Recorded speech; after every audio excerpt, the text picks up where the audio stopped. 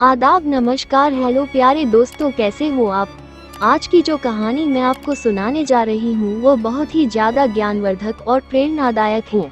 अतः आपसे निवेदन है कि इस कहानी को पूरा पढ़ें और अपना अनुभव कमेंट के माध्यम से शेयर करें, लाइक करें। चैनल पर नए हैं तो सब्सक्राइब करना ना भूलें। बेल आइकन प्रेस करें ताकि वीडियो सबसे पहले आपको मिले। आइए जानते हैं। राजस्थान के इतिहास में प्रसिद्ध हाड़ी रानी क्षत्रानी का नाम सलेह कंवर था। बूंदी के शासक भाव सिंह हाड़ा के पुत्र संग्राम सिंह हाड़ा के घर जन्म बसंत पंचमी के दिन इनका जन्म हुआ था। हाड़ी रानी राजस्थान की एक रानी थी। वह हाड़ा चौहान राजपूत की बेटी थी और उनका ब्याह रतन सिंह चुलावत से हुआ था। रतन सिंह मेवाड़ के सलुम्बर के सरदार थे। हाड़ी रानी ने अपने पति को रण क्षेत्र में उत्साहित करने हेतु जीवन का उत्सव कर दिया था। जब जब राजस्थान का नाम कहीं भी लिया जाता है तब तब यहाँ के वीरों का शौर्य और वीरांगनाओं के बलिदान का जिक्र जरूर आता है। कहते हैं राजस्थान में खून सस्ता है और पानी महंगा है। आज हम आपको राजस्थान के इतिहास की उस घटना के बारे में बताते हैं जब एक रानी ने विवाह के महज 7 दिन बाद अपना शीश खुद अपने हाथों से काटकर पति को निशानी के तौर पर रणभूमि में भिजवा दिया था, ताकि उसका पति उसके ख्यालों में खोकर कहीं अपना कर्तव्य न भूल जाए। शादी को महज 1 सप्ताह हुआ था। न हाथों की मेहंदी छूटी थी और न ही पैरों का आलता। रतन सिंह स्वयं की शादी 1 सप्ताह पूरा नहीं हुआ था और राज सिंह और चारुमती की शादी में औरंगजेब कोई बाधा उत्पन्न न कर दे, इसके लिए रतन सिंह ने अपने प्राण न्यौछावर कर दिए। और हाड़ी रानी का भी क्षत्रिय चरित्र रहा होगा कि रतन सिंह की एक निशानी मांगने पर अपना सर काट के दे दिया। सुबह का समय था। हाड़ा सरदार गहरी नींद में थे। रानी सज धज कर राजा को जगाने आई। उनकी आंखों में नींद की खुमारी साफ झलक रही थी। रानी ने हंसी ठिठोली से उन्हें जगाना चाहा। इस बीच दरबान आकर वहां खड़ा हो गया। राजा का ध्यान न जाने पर रानी ने कहा, महाराणा का दूत काफी देर से खड़ा है। वो ठाकुर से तुरंत मिलना चाहते हैं। आपके लिए कोई आवश्यक पत्र लाया है, उसे अभी देना जरूरी है। असमय में दूत के आगमन का समाचार। ठाकुर हक्का बक्का रह गया। वे सोचने लगे कि अवश्य कोई विशेष बात होगी। राणा को पता है कि वो अभी ही ब्याह करके लौटे हैं। आपात की घड़ी ही हो सकती है। उसने हाड़ी रानी को अपने कक्ष में जाने को कहा। दूध का तुरंत लाकर बिठाओ, मैं नित्य कर्म से शीघ्र ही निपट कर आता हूँ। हाड़ा सरदार ने दरबान से कहा। सरदार जल्दी जल्दी में निवृत्त होकर बाहर आया। सहसा बैठक में बैठे राणा के दूध पर उसकी निगाह जा पड़ी। औपचारिकता के बाद ठाकुर ने दूध से कहा, अरे शार्दूल, तू इतनी सुबह कैसे? क्या भाभी ने घर से खदेड़ दिया है? सारा मजा फिर किरकिरा कर दिया? सरदार ने फिर दूध से कहा, तेरी नई भाभी अवश्य तुम पर नाराज होकर अंदर गई होगी। नई नई है ना, इसलिए बेचारी कुछ नहीं बोली। ऐसी क्या आफत आ पड़ी थी? 2 दिन तो चैन की बंसी बजा लेने देते। मियाँ बीवी के बीच में क्यों कबाब में हड्डी बनकर आ बैठे? अच्छा बोलो, राणा ने मुझे क्यों याद किया है? वो ठहाका मारकर हंस पड़ा। दोनों में गहरी दोस्ती थी। सामान्य दिन अगर होते तो वो भी हंसी में जवाब देता। शार्दूल खुद भी बड़ा हंसोर था। वह हंसी मजाक के बिना एक क्षण को भी नहीं रह सकता था, लेकिन वह बड़ा गंभीर था। दोस्त, हंसी छोड़ो, सचमुच बड़ी संकट की घड़ी आ गई है। मुझे भी तुरंत वापस लौटना है। ये कहकर सहसा वह चुप हो गया। अपने इस मित्र के विवाह में बाराती बनकर गया था। उसके चेहरे पर छाई गंभीरता की रेखाओं को देखकर हाड़ा सरदार का मन आशंकित हो उठा। सचमुच कुछ अनहोनी तो नहीं हो गई है?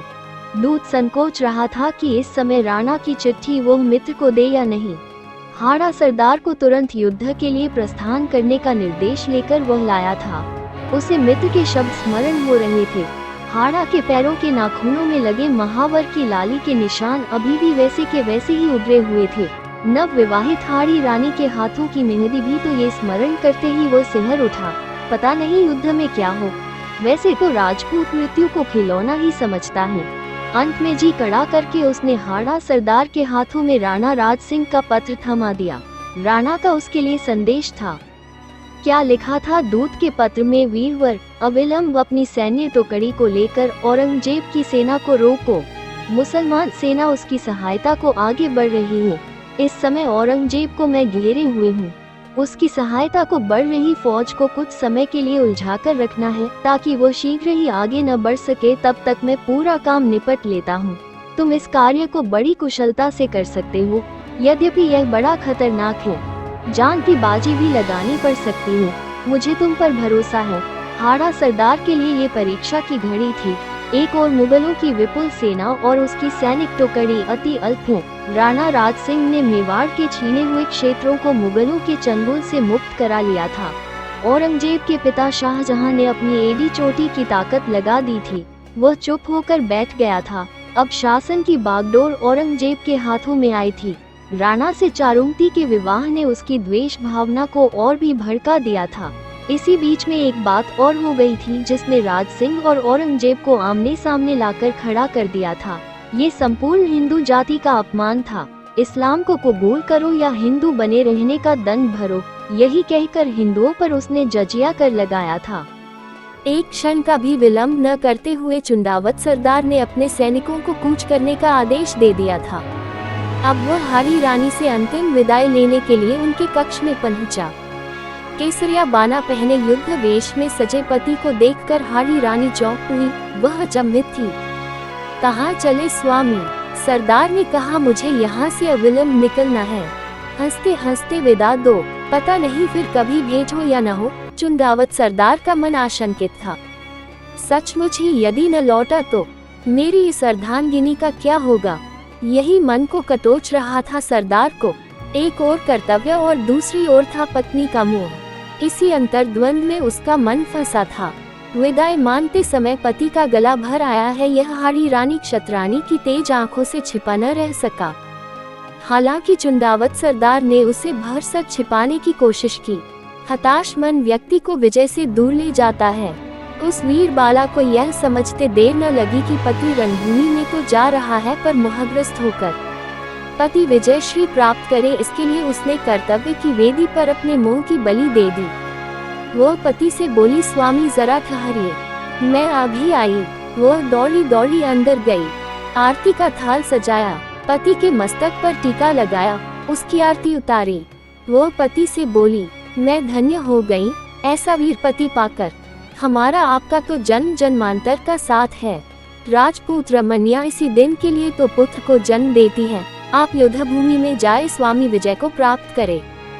चुंडावत सरदार युद्ध के लिए निकल गया। आज सरदार की सेना हवा से बातें करती उड़ी जा रही थी, किंतु चुंडावत के मन में रह रह कर आ रहा था, कहीं सचमुच मेरी पत्नी मुझे बिसार न दे। वो मन को समझाता, पर उसका ध्यान उधर ही चला जाता। अंत में उससे रहा न गया। उसने आधे मार्ग से अपने विश्वस्त सैनिकों को रानी के पास भेजा। उसको फिर से स्मरण कराया था कि मुझे भूलना मत, मैं जरूर लौटूंगा। और रानी के लिए संदेश भिजवाया कि पत्र वाहक द्वारा कोई अपनी प्रिय निशानी अवश्य भेज देना। विश्वस्त सैनिकों को रानी के पास भेजा। उसको फिर से स्मरण कराया था कि मुझे भूलना मत, मैं जरूर लौटूंगा। संदेश वाहक को आश्वस्त कर रानी ने लौटाया। दूसरे दिन एक और वाहक आया, फिर वही बात। तीसरे दिन फिर एक आया। इस बार वह पत्नी के नाम सरदार का पत्र लाया था। प्रिय, मैं यहाँ शत्रुओं से लोहा ले रहा हूँ। अंगद के समान पैर जमा रख उनको रोक दिया है। मजाल है कि वे जरा भी आगे बढ़ जाएं। यह तो तुम्हारे रक्षा कवच का प्रताप है, पर तुम्हारे बड़ी याद आ रही है। पत्रवाहक द्वारा कोई अपनी प्रिय निशानी अवश्य भेज देना। उसे ही देखकर मैं मन को हल्का कर लिया करूँगा। हाड़ी रानी पत्र को पढ़कर सोच में पड़ गई। युद्धपति का मन यदि मेरी याद में ही रमा रहा, उनके नेत्रों के सामने यदि मेरा ही मुखड़ा घूमता रहा, तो वह शत्रुओं से कैसे लड़ेंगे, विजय श्री का वरण कैसे करेंगे। उसके मन में एक विचार कौंधा। वह सैनिक से बोली, वीर, मैं तुम्हें अपनी अंतिम निशानी दे रही हूँ, इसे ले जाकर उन्हें दे देना। थाल में सजाकर सुंदर वस्त्र से ढककर अपने वीर सेनापति के पास पहुँचा देना, किंतु इसे कोई और न देखे, वे ही खोल कर देखें। साथ में मेरा यह पत्र भी दे देना। हाड़ी रानी के पत्र में लिखा था, प्रिय, मैं तुम्हें अपनी अंतिम निशानी भेज रही हूँ। तुम्हारे मोह के सभी बंधनों को काट रही हूँ। अब बेफिक्र होकर अपने कर्तव्य का पालन करें। मैं तो चली, स्वर्ग में तुम्हारी बात जोहूंगी, पलक झपकते ही हाड़ी रानी ने अपने कमर से तलवार निकाल एक झटके में अपने सिर को उड़ा दिया। वह धरती पर लुढ़क पड़ा। सिपाही के नेत्रों से अश्रुधारा बह निकली। कर्तव्य कर्म कठोर होता है। सैनिक ने स्वर्ण थाल में हाड़ी रानी के कटे सिर को सजाया, सुहाग के चूनों से उसको ढका, भारी मन से युद्ध भूमि की ओर दौड़ पड़ा। उसको देखकर हाड़ा सरदार स्तब्ध रह गया। उसे समझ में न आया कि उसके नेत्रों से अश्रुधारा क्यों बह रही है। धीरे से वह बोला, क्यों यदु सिंह, रानी की निशानी ले आए। यदु ने कांपते हाथों से थाल उसकी ओर बढ़ा दिया। हाड़ा सरदार फटी आंखों से पत्नी का सिर देखता रह गया। उसके मुख से केवल इतना निकला, हाय रानी, तुमने यह क्या कर डाला। संदेही पति को इतनी बड़ी सजा दे डाली। खैर, मैं भी तुमसे मिलने आ रहा हूँ। हाड़ा सरदार के मोह के सारे बंधन टूट चुके थे। वो शत्रु पर टूट पड़ा। इतना अप्रतिम शौर्य दिखाया था कि उसकी मिसाल मिलना बड़ा कठिन हो। जीवन की आखिरी सांस तक वह लड़ता रहा। औरंगजेब की सहायक सेना को उसने आगे नहीं बढ़ने दिया, जब तक मुगल बादशाह मैदान छोड़कर भाग नहीं गया था। इस विजय को श्रेय किसको?